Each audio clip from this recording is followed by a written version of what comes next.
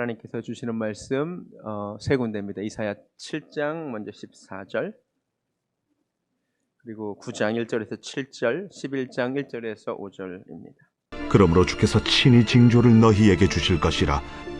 보라, 처녀가 잉태하여 아들을 낳을 것이요 그의 이름을 임마누엘이라 하리라. 전에 고통받던 자들에게는 흑암이 없으리로다. 옛적에는 여호와께서 스불론 땅과 납달리 땅이 멸시를 당하게 하셨더니 후에는 해변길과 요단 저쪽 이방의 갈릴리를 영화롭게 하셨느니라. 흑암에 행하던 백성이 큰 빛을 보고 사망의 그늘진 땅에 거주하던 자에게 빛이 비치도다. 주께서 이 나라를 창성하게 하시며 그 즐거움을 더하게 하셨으므로 추수하는 즐거움과 탈취물을 나눌 때의 즐거움같이 그들이 주 앞에서 즐거워하오니, 이는 그들이 무겁게 맨 멍에와 그들의 어깨의 채찍과 그 압제자의 막대기를 주께서 꺾으시되 미디안의 날과 같이 하셨음이니이다. 어지러이 싸우는 군인들의 신과 피 묻은 겉옷이 불의 섭같이 살라지리니, 이는 한 아기가 우리에게 낳고 한 아들을 우리에게 주신 바 되었는데 그의 어깨에는 정사를 메었고 그의 이름은 기묘자라, 모사라, 전능하신 하나님이라, 영존하시는 아버지라, 평강의 왕이라 할 것임이라. 그 정서와 평강의 더함이 무궁하며 또 다윗의 왕좌와 그의 나라에 군림하여 그 나라를 굳게 세우고 지금 이후로 영원히 정의와 공의로 그것을 보존하실 것이라. 만군의 여호와의 열심히 이를 이루시리라. 이새의 줄기에서 한 싹이 나며 그 뿌리에서 한 가지가 나서 결실할 것이요 그의 위에 여호와의 영 곧 지혜와 총명의 영이요 모략과 재능의 영이요 지식과 여호와를 경외하는 영이 강림하시리니, 그가 여호와를 경외함으로 즐거움을 삼을 것이며 그의 눈에 보이는 대로 심판하지 아니하며 그의 귀에 들리는 대로 판단하지 아니하며 공의로 가난한 자를 심판하며 정직으로 세상의 겸손한 자를 판단할 것이며 그의 입에 막대기로 세상을 치며 그의 입술의 기운으로 악인을 죽일 것이며 공의로 그의 허리띠를 삼으며 성실로 그의 몸에 띠를 삼으리라. 오늘 선지자 열전 13번째 시간입니다. 하나님께서 많은 것을 보여준 선지자 이사야라는 제목으로 하나님 말씀 대언합니다. 제가 지난주에 이사야가 성경에 등장하는 여러 선지자들 중에 유일하게 제가 가겠습니다 라고 지원한 선지자이기 때문에 하나님께서 이사야에게 주신 선물이 있다라고 말씀드렸습니다. 기억나세요? 네, 오늘 제가 그것에 대해서 말씀을 드리겠습니다. 제가 보니까 크게 한 4가지 정도의 선물을 이사야는 특별히 받은 것 같습니다. 첫 번째, 오늘은 설교가 조금 평소와 다릅니다. 평소에는 제가 본문을 읽고 그 본문에 대한 강해를 하는데요, 오늘은 그게 아니라 이사야에게 주신 하나님의 은혜를 나누는 과정에서 본문을 읽은 것입니다. 첫 번째, 이사야가 하나님께 받은 특별한 은혜가 무엇이냐면요, 성경을 이사야서를 쭉 읽어보니까 무엇이 발견되냐면 이사야에 남긴 글이 성경 그 어떤 책보다도 하나님의 마음을 담고 있는 그 성경의 축소판이라는 그런 선물을 받았습니다. 이게 외형적으로도 발견되는데요, 여러분 성경 전체가 몇 권으로 되어 있죠? 66권이죠. 구약이 39권, 신약이 27권. 주일학교를 좋은 데 나오셨군요. 39, 27 이렇게 외우면 됩니다. 그런데요, 구약과 신약의 내용이 조금 다릅니다. 구약의 내용은 주로 심판에 대한 내용이 많죠. 하나님의 심판과 공의. 그 다음에 신약에서는 하나님의 사랑과 은혜가 조금 강조되는 경향이 있습니다. 놀라울 정도로 성경의 이사야서가 성경 전체 구성과 매우 유사합니다. 이사야가 몇 장까지 있는 줄 아세요? 66장까지 있어요. 근데 여러분 이사야서를 읽어보시면요, 재밌는 사실이 발견되는데요, 1장부터 39장까지의 이사야의 내용과 40장부터 66장까지의 내용이 완전히 달라져요. 이사야 앞부분 1장부터 39장까지 내용은 마치 구약이 그랬던 것처럼 심판하시는 하나님에 대한 이야기로 가득해요. 근데 40장이 시작되면서 완전히 바뀌어서 내 백성을 위로하라 이렇게 시작되면서 위로와 은혜의 하나님에 대한 이야기로 바뀌어요. 정말 신기할 정도로 이사야의 전체 내용이 성경 전체의 내용과 매우 유사합니다. 그래서 이 자유주의 신학자들은 이렇게 똑같은 사람이 다른 내용을 전할 리가 없어서 39장까지를 뭐 제1 이사야, 40장부터는 아예 다른 제2사야 이렇게 얘기할 정도입니다. 그건 자유주의 학자들의 해석이고요. 아니요, 하나님께서 구약과 신약에서 이렇게 은혜를 한쪽에서는 강조하고 심판을 강조했듯이 이사야를 통해서도 완전 다른 메시지를 주셨습니다. 특별히 이사야가 후반부가 시작되는 40장에 누구 얘기가 나오냐 한번 가보실래요? 이사야 40장 한번 가보실래요? 재밌게도 이사야 40장 3절에 이런 말씀이 있어요.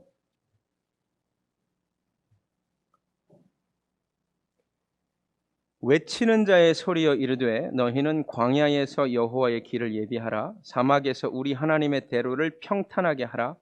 골짜기마다 도두어지며 산마다 언덕마다 나눠지며 고르지 아니한 곳이 평탄하게 되며 험한 곳이 평지가 될 것이요 여호와의 영광이 나타나고 모든 육체가 그것을 함께 보리라. 이런 말씀이 시작되죠. 이사야의 후반부가 시작되는 이사야 40장에 광야에 외치는 자의 소리. 근데 이게요 신약 성경 시작부에 인용이 됩니다. 여러분 신약 성경 마가복음 우리 1장 한번 가보시겠습니다. 마가복음 1장.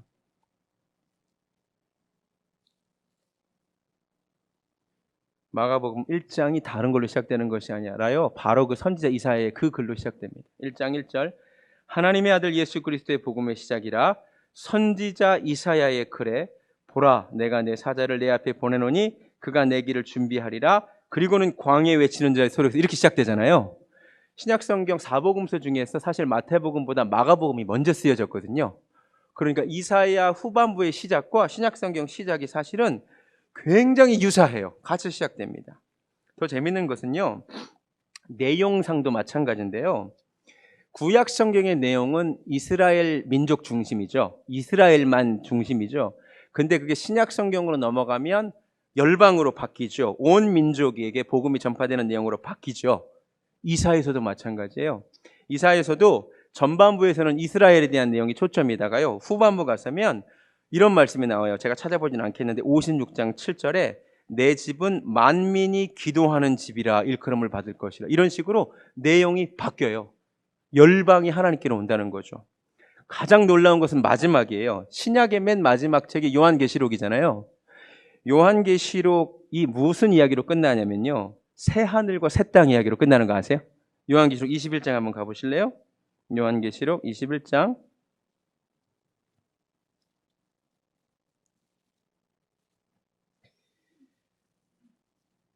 요한계시록 21장 1절을 보면요. 새 하늘과 새 땅 이야기로 끝납니다. 또 내가 새 하늘과 새 땅을 보니 처음 하늘과 처음 땅이 없어졌고 바다도 다시 있지 않더라. 그러면서 이제 세상의 마지막에 대한 얘기를 하거든요. 이사야의 마지막에도 이런 얘기가 있어요. 우리 이사야 66장, 마지막 66장 가보실래요? 이사야 66장 22절. 이사야 66장 22절. 1049페이지 정도 있는데요. 이렇게 되어 있습니다. 내가 지을 새 하늘과 새 땅이 내 앞에 항상 있는 것 같이. 할렐루야. 신기하죠? 신약 성경의 마지막이 새 하늘과 새 땅 이야기로 끝나듯이 이사야의 마지막도 새 하늘과 새 땅 이야기로 끝내요. 그래서 많은 성경학자들이 이사야는 외형적으로도 성경 전체의 축소판이고 내용적으로도 성경 전체의 축소판이라는 얘기를 하는 거예요.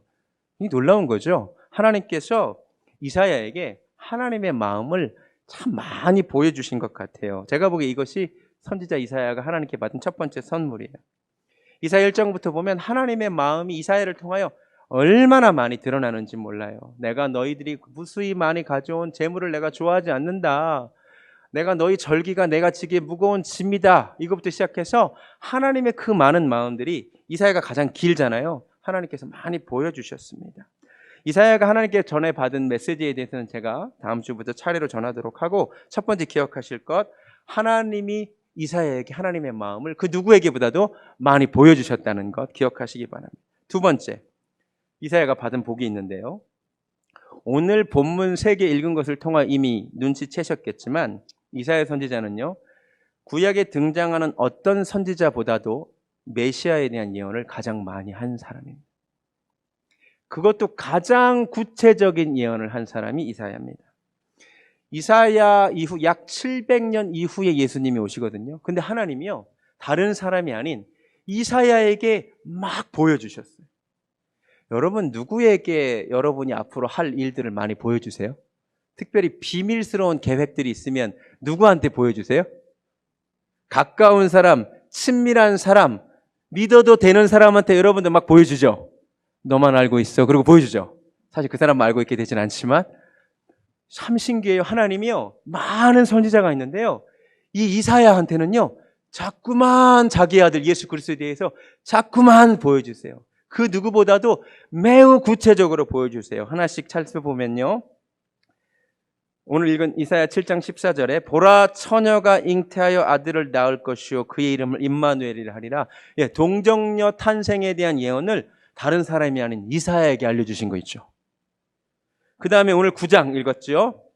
전에 고통받던 자들에게 흑암이 없으리로다 하고, 옛적에 여호와께서 스불론 땅과 납달리 땅, 이게 갈릴리 지역이거든요, 멸시를 당하게 하셨더니 이 갈릴리를 영화롭게 하셨대요. 흑암에 행하던 백성이 큰 빛을 보고 사망의 그늘진 땅에 거주하는 자에게 빛이 비춰도다. 이 예언이 신약에 나오지요. 신약에 인용되지요. 이게 다름이 아닌 이사야에게 하나님이 보여주신 예언이에요. 예수님이 앞으로 활동하시게 될 갈릴리 땅이 예전에는 천시 받던 땅이었다고 그랬죠. 제가 말씀드렸죠. 기억나세요? 성경에 2번 정도 이야기가 나와요. 갈릴리 땅에 대한 이야기가. 솔로몬이 두로왕 히람에게 갈릴리 땅을 선물로 줬더니 두로왕 히람 눈에 안 들었어요. 그리고 가불이라고 불렀어요. 이런 쓸모없는 땅 줬냐고. 그리고 또 요한복음에 보면요, 나다나엘이 뭐라 그랬냐면 갈릴리 나사렛에서 무슨 선한 것이 날 수 있느냐 그랬어요. 그러니까 이스라엘 사람들이 가지고 있던 갈릴리에 대한 이미지는 정말 흑암에 가득한 땅이었어요. 그런데 그 땅이 앞으로 예수님으로 인하여 이미지가 바뀌게 되는 거잖아요. 흑암에 거하던 백성들이 큰 빛을 보게 된다는 거잖아요. 그 예언이 다름 아닌 이사야에 나와요. 또 9장 6절부터 보니까 한 아기가 우리에게 오고 한 아들을 우리에게 주시는데 그의 이름이 기묘자고 모사고 전능하신 하나님이라는 거죠. 아기가 하나님이라는 거죠. 영존하신 아버지고 평강의 왕이고. 이게 누구 이야기예요? 예수님 이야기잖아요. 예수님이 아기로 성육신이 올 것이라는 이야기도 하나님이 이사야를 통하여 알려주신 거예요. 또 이사야 11장 제가 읽은 것에서도 무슨 얘기를 하냐면 이새의 줄기에서 한 싹이 나며, 그다음에 수수께끼 같은 얘기를 해요. 그 뿌리에서 한 가지가 나서 결실할 것이래요. 이새의 줄기지만 동시에 이새의 뿌리에서 나온대요. 왜? 예수님이 이새 다윗의 후손으로 오시지만 동시에 예수님이 사실은 뿌리가 되시잖아요. 그렇죠? 예수님이 오시는 통로에 대한 것도 이사야에게 하나님이 알려주세요. 그리고 성령님이 함께 하신다고, 그 위에 여호와의 영, 곧 지혜와 총명의 영, 모략과 재능의 영, 지식과 여호와를 경외하는 영이 강림하실 것이다. 이거 이사야한테 알려주셨어요. 아까 제가 찾아봤지만 세례 요한, 예수님 오시기 전에 광야에서 외치는 자의 소리가 있을 것이다라는 예언을 누구한테 주셨다고요? 이사야에게 주셨어요. 40장에서. 또 예수님이 앞으로 하실 사명에 대한 이야기가 이사야 61장에 나오거든요. 이거를 예수님이 누가복음 우리가 읽었지만 직접 인용하시잖아요. 주의 성령이 내게 임하셨으니 여호와께서 내게 기름을 부으사. 그거 있잖아요. 그렇죠? 가난한 자에게 복음을 전파하고 눈먼 자를 다시 보게 하고, 그 말씀 있잖아요. 그거 이사야 61장에 나와요. 제가 안 읽었지만 지금. 또 고난받는 종 메시아에 대한 이야기가 이사야 53장에 나오거든요. 여러분 이사야 53장 읽어보면 예수님이 고난당하게 되실 이야기, 그 무덤이 부자 중에 하나가 되었다는 이야기까지 다 이사야 53장에 나와요. 제가 보기에 이사야는 진짜 복받은 사람이에요. 하나님께서요, 한 번씩 틈만 나면 앞으로 700년 후에 있을 하나님의 아들 독생자에 대한 이야기를 다른 사람이 아닌 이사야한테만 조금씩 알려주시는 거예요. 할렐루야. 복받은 사람 아니에요? 이사야가 하나님 내가 여기 있사오니 하나님 나를 보내주셔서 자원했더니 하나님이 이사야에게요, 다른 선지자들보다 훨씬 더 많이 그 비밀을, 메시아에 대한 비밀을 알려주셨어요. 제가 뭐 이사야는 놀라운 복받은 사람입니다. 세 번째, 이게 다가 아니에요. 제가 일주일 동안 이사야를 묵상하면서 또 하나 깨달았어요. 이사야가요, 그 어떤 선지자보다 하나님께 오래 쓰임 받았더라고요. 이사야 1장 한번 가보시죠. 이사야 1장. 이사야 1장. 이사야 1장 1절에 이렇게 되어 있네요. 이사야 1장 1절. 유다 왕 우시야와 요담과 아하스와 히스기야 시대. 다시 말할게요. 우시야와 요담과 아하스와 히스기야 시대의 아모스의 아들 이사야가 계시를 받았대요. 자, 그럼 이사야는 몇 대 동안 활동한 사람이에요? 왕이 4번을 바뀌도록 하나님께 계속 쓰임받았다는 얘기죠. 놀랍지 않습니까? 학자들이 추측하기로 약 BC 740년부터 680년까지 약 60년 동안 이사야는 쓰임받았다라고 합니다. 여러분, 하나님께 일생에 한 번이라도 한순간이라도 쓰임받는 것은 흥분되는 일입니다. 맞습니까? 그런데 이왕이면 한 번 쓰임받는 것보다는 오래 하나님께 쓰임받으면 더 좋겠죠? 우리도 그릇도 일회용 쓰고 30분 딱 쓰고 버려지는 것보다 오래 두고 쓰임받는 그릇이 더 소중한 거잖아요. 선지자들도 보면요, 성경에 딱 하나님의 통로로 한 번 등장하고 더 이상 등장하지 않는 선지자들 꽤 많습니다. 잠깐 쓰임받고 잊혀진 선지자들 되게 많습니다. 그런데요, 이사야는 참으로 놀랍게요, 60년간 왕이 4번 바뀌도록 하나님께 계속 쓰임받은 사람이에요. 저 되게 부럽더라고요. 여러분 부럽지 않으세요? 할렐루야. 하나님이 말씀을 찾아서 주신 거 아니에요. 여호와의 말씀이 그에 계속 임하시는데 그가 젊을 때에도 하나님이 말씀을 주시고 그가 중년의 때에도 말씀을 주시고 그가 노년이 되었을 때도 하나님이 말씀을 주신다는 거예요. 젊을 때 반짝 쓰여지고 잊혀진 목회자들 굉장히 많다고 생각합니다. 한때 쓰임받고 사라진 사람들 많다고 생각합니다. 그런데 이사야는 하나님께 오랫동안 쓰임받았대잖아요. 저는 이사야가 참 부럽고 이사야처럼 하나님께 오래 쓰임받고 싶습니다. 오래 쓰임받다는 것은 무슨 말이죠? 일단 오래 살았다는 말이겠죠. 그런데 오래 사는 것이 중요한 것이 아니에요. 아무리 오래 살아도 하나님의 영감이 끝나면 끝나는 거잖아요. 오래 살지만 하나님의 영감이 사라진 베델의 늙은 선지자 이야기를 하세요. 나이는 많아요. 선지자라는 이름은 가졌으나 더 이상 하나님의 어떠한 보여주심이 없는 이름뿐인 선지자 이야기가 나와요. 그런데 이사야는 60년간 하나님께 쓰임받았어요. 이게 무슨 말이에요? 하나님과의 친밀함이 계속 유지된 사람입니다. 그러니 하나님이 계속 그를 쓰신 거 아니겠어요? 우리처럼 수련회 가서 반짝 은혜 받아가지고 며칠 뜨겁다가 사라진 사람이 아니었다고.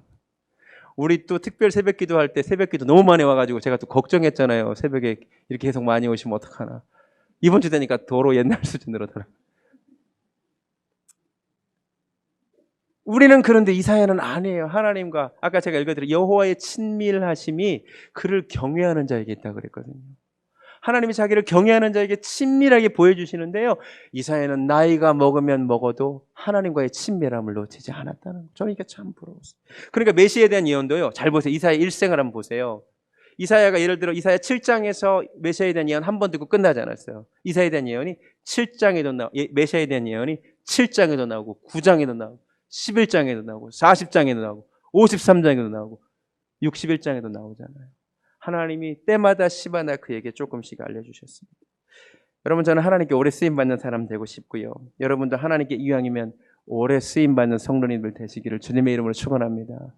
이런 도전이 우리에게 있었으면 좋겠습니다. 4번째, 그가 또 하나 복을 받았는데요. 이사야가 한 가지 복을 더 받았어요. 첫 번째, 성경 전체의 축소판이 되고 이사야서가 메시아의 비밀을 구체적으로 가장 많이 알고 오래 쓰임받은 것 외에도 한 가지 복이 더 있는데요. 그는 성경에서 가장 오랫동안 가장 많이 기억된 선지자입니다. 그 근거는요, 신약에서 가장 많이 인용된 선지자가 이사야입니다. 여러분, 신약 성경 읽어보시면요, 모든 선지자들 중에서 압도적으로 가장 많이 인용되는 선지자가 이사야입니다. 다른 모든 선지자들의 예언이 인용된 횟수보다 이사야 한 사람의 한 예언의 예언된 횟수가 더 많습니다. 이사야의 예언이 100개 이상 인용됩니다. 다른 선지자들의 예언은 그렇게 많이 인용되지 않습니다. 엄청난 영광이에요. 여러분, 구약 시대와 신약 시대, 이사야 약 700년 뒤, 약 1000년 뒤에 이제 신약 시대가 시작되는 거잖아요. 이렇게 생각하면 좋아요. 제가 오늘 2017년도에 베델교회에서 전한 말씀이 지금으로부터 700년 뒤, 1000년 뒤에 여전히 들려지고 있다고 생각해 보세요. 별 감흥이 없으세요? 아니, 서기 3000년에 제 설교를 누군가 인용하고 제 설교를 누군가가 듣고 있다고 한번 생각해 보세요. 이거 놀라울 일 아닙니까? 이사야는 그런데 700년 전에 된 예언이, 한 예언이 700년 뒤에 신약성경에서 계속해서 인용이 돼요. 계속해서 되풀이되는 거예요. 100번 넘게. 주님이 막 인용하시죠. 이사야 61장에서 쫙 피시면서 야, 이거 이사야가 예언이 오늘 이루어졌다고 막 이러신단 말이에요. 요한복음 12장도 가보실래요? 요한복음 12장 한번 가보실래요?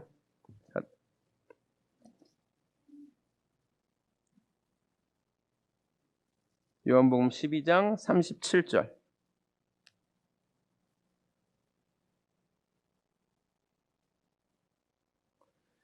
이렇게 많은 표적을 그들 앞에서 행하셨으나 그를 믿지 아니하니 이는 예를 들어 선지자 이사야의 말씀을 이루려 하심이라. 이렇게 나오잖아요. 그리고 이사야 예언이 또 인용되잖아요. 그렇죠? 41절에 이사야가 이렇게 말한 것은 주의 영광을 보고 주를 가리켜 말한 것이라.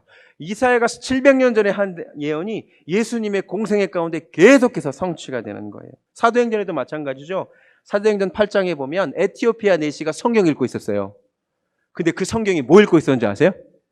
이사야 53장 읽고 있었어요. 도살당한 자, 끌려가는 것 같은. 그거를 하나님이 그 이사야서 읽고 있는 에티오피아 내시에게 빌립을 보내서 그 내용 해석시켜 주시잖아요. 그러니까 이사야는 그러니까 시간이 가장 길게 오랫동안 기억되고 오랫동안 잊혀지지 않는 선지자였습니다. 할렐루야. 제가 말씀 준비하면서 롤 모델을 이사야로 바꿨어요. 이사야와 같은 하나님의 사람이 되고 싶습니다. 하나님이 자기의 마음을 많이 보여주는 사람 좀 되고 싶지 않아요? 하나님의 뜻을 좀 아는 사람 되고 싶지 않아요? 특별히 하나님의 그 비밀스러운 계획, 독생자 예수님에 대한 예언도 많이 보여주실 수 있는 그런 친밀한 사람 되고 싶지 않으세요? 하나님께 잠깐 쓰임받고 끝난 사람이 아니라 하나님께 오랫동안 쓰임받고 싶은 사람 되고 싶지 않으세요? 그리고 당대뿐만 아니라 후에도 오래 하나님의 사람으로 기억되고 싶지 않으세요? 할렐루야. 저는 이런 목회자 되고 싶어요. 여러분도 이사야와 같은 믿음의 사람들 좀 되주시기 바랍니다.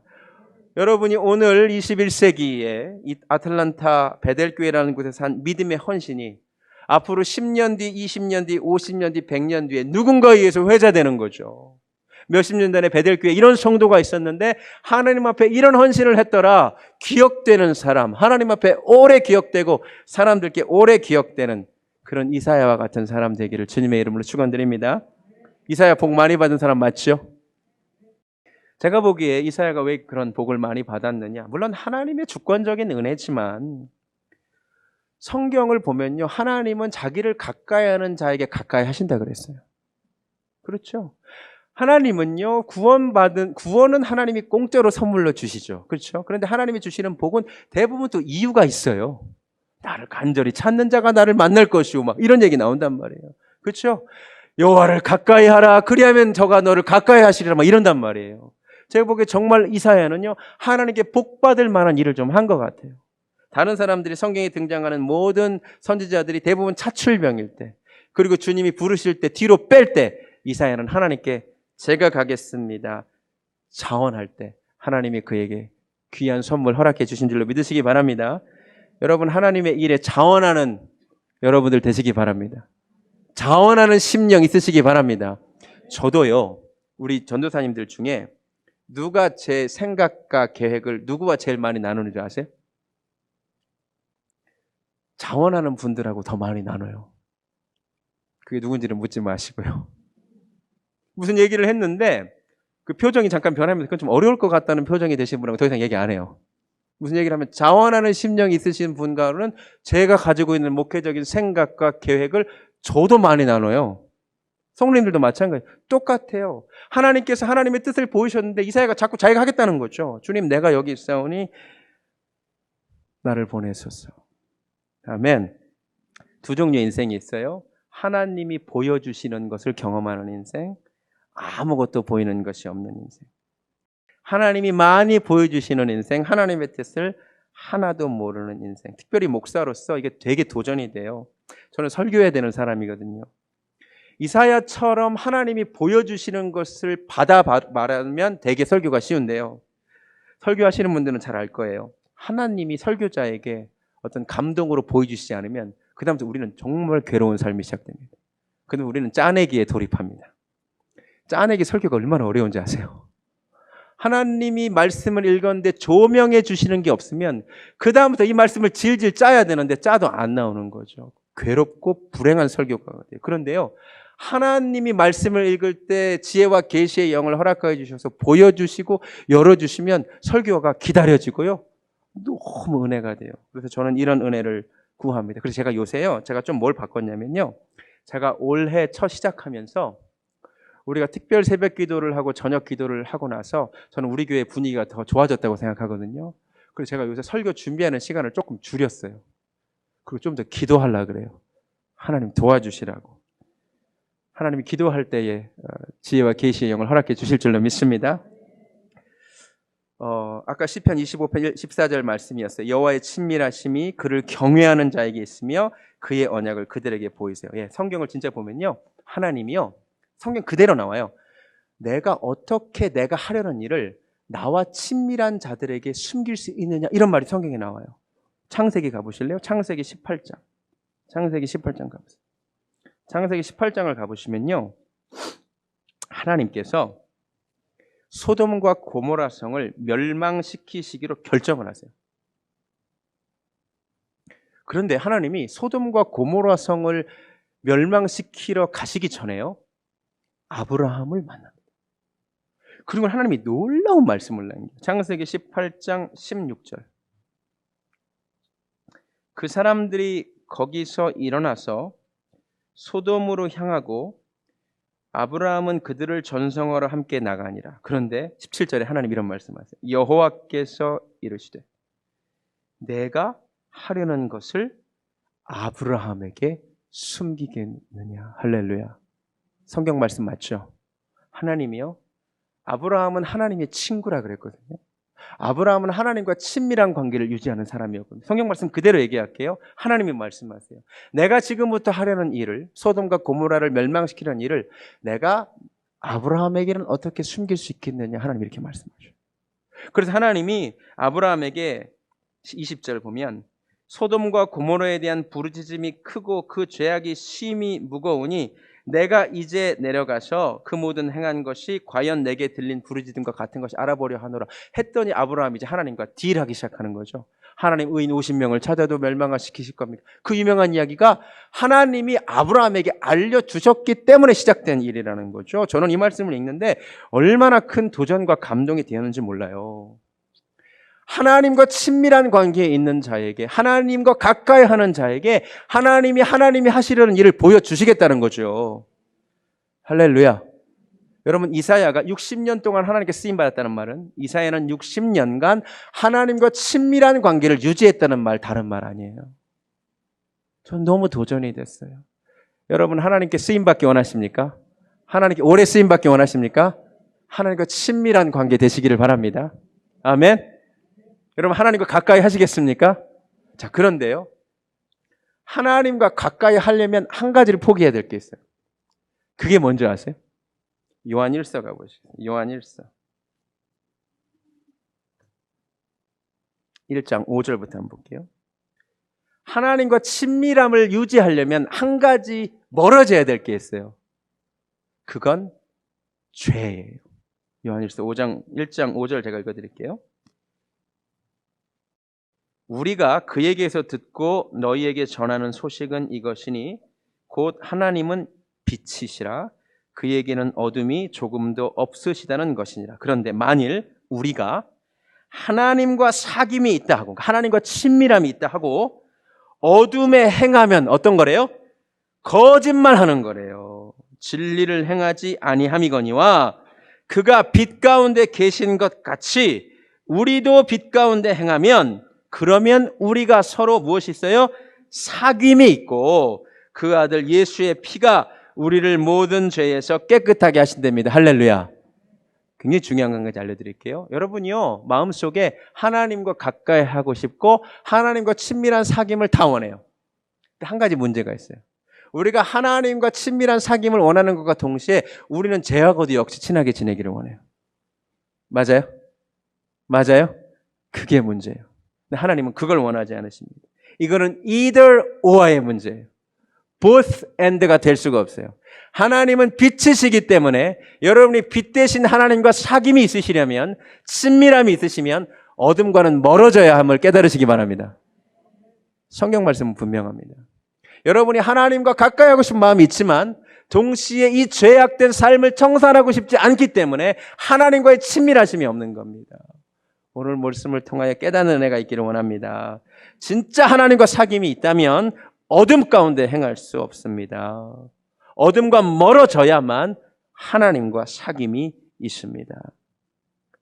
예수님도 말씀하셨죠. 마음이 청결한 자가 복이 있나니 저가 하나님을 볼 것이며. 아멘. 하나님과 친밀함을 유지하고 살기를 원합니다. 더 나아가 하나님을 사랑하는 은혜가 있기를 바랍니다. 아브라함처럼 하나님의 친구가 되기를 원합니다. 잠언 8장 17절에 나를 사랑하는 자들이 나의 사랑을 입으며 나를 간절히 찾는 자가 나를 만날 것이니라. 아멘. 하나님을 사랑하는 자에게 하나님이 사랑을 보여주십니다. 고린도전서 2장 19절에 이런 말씀이 있습니다. 하나님이 자기를 사랑하는 자들을 위하여 예비하신 모든 것은, 이 부분 잘 들으세요. 하나님이 누구를 사랑하는 자? 하나님을 사랑하는 자들을 위하여 예비하신 모든 것은 눈으로 보지 못하고 귀로 듣지 못하고 사람의 마음으로 생각하지도 못하는 것입니다. 하나님이 이 귀한 것들을 누구에게 주신대요? 하나님을 사랑하는 자에게 예비해 주셨답니다. 할렐루야. 제가 말씀드렸잖아요. 우리가 구원은 거저 받지만, 조건 없이 받지만 그 복 받는 것에 대한 성경은 이유를 얘기하고 있습니다. 하나님은 하나님을 찾는 자, 하나님을 경외하는 자, 하나님을 사랑하는 자, 하나님과 친밀히 하려고 하는 자에게 하나님이 더 많은 은혜를 베풀어 주심을 깨달으시기 바랍니다. 여러분, 하나님 사랑하십니까? 어둠을 멀리 하시기 바랍니다. 빛 대신 주님과 가까이 계시기를 바랍니다. 여러분 삶에 결단이 있기를 주님의 이름으로 축원합니다. 말씀을 마칩니다. 이사야는 제가 보기에 진짜 특별한 복을 받은 선지자인데요. 하나님의 마음을 참 많이 알았고요. 하나님의 비밀된 계획에 대해서도 하나님이 보여주셨고요. 하나님께 짧게 쓰임받은 것이 아니라 오래 쓰임받았고요. 그리고 후에도 오래 기억된 사람이었습니다. 우리가 이런 사람 되기를 원합니다. 이사야처럼 하나님, 내가 하나님의 일에 자원하는 자가 되겠습니다. 이사야처럼 하나님과 친밀한 교제가 있기를 원합니다. 그래서 주님 더 알기 원합니다. 이것이 우리 소원 되기 원합니다. 찬양하겠습니다. 주님을 정말 더욱 알기 원합니다. 내가 주님 정말 알기 원합니다. 찬양하겠습니다.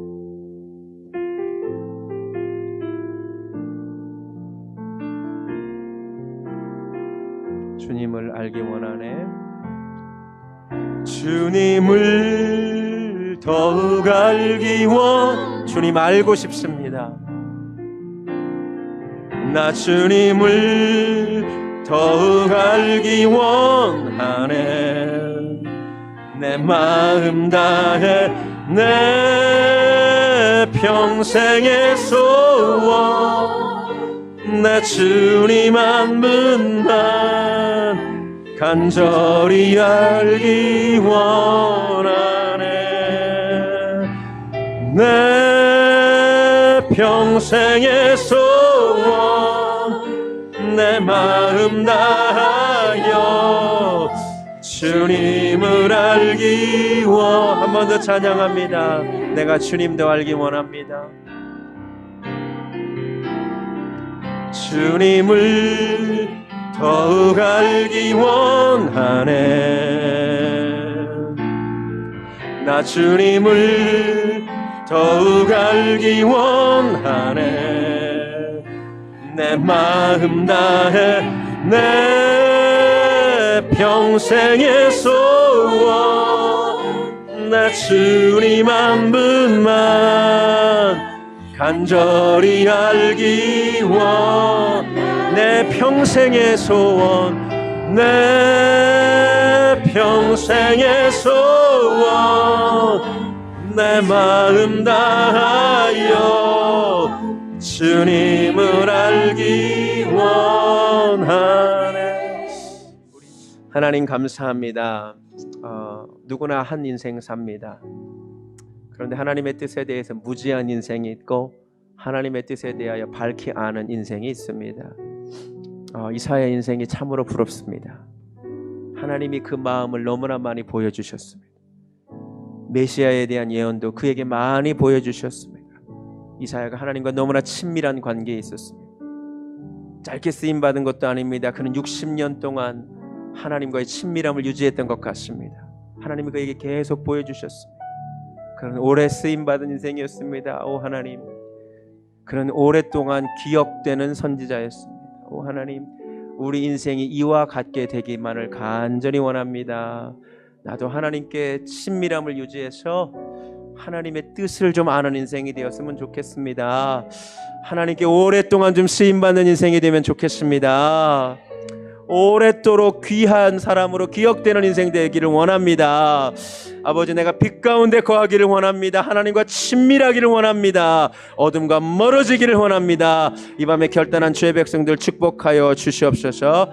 이제는 우리 주 예수 그리스도의 은혜와 친밀한 자에게 그 비밀스러운 것을 보여주시는 하나님 아버지의 극진하신 사랑과 거룩한 영이신 성령님의 함께 하심이 이 시간 이사야가 누렸던 그 복을 누리기를 소원하는 사랑하는 베델교회 성도님들 머리 위에 지금부터 영원까지 함께 하시기를 간절히 축원하옵나이다. 아멘.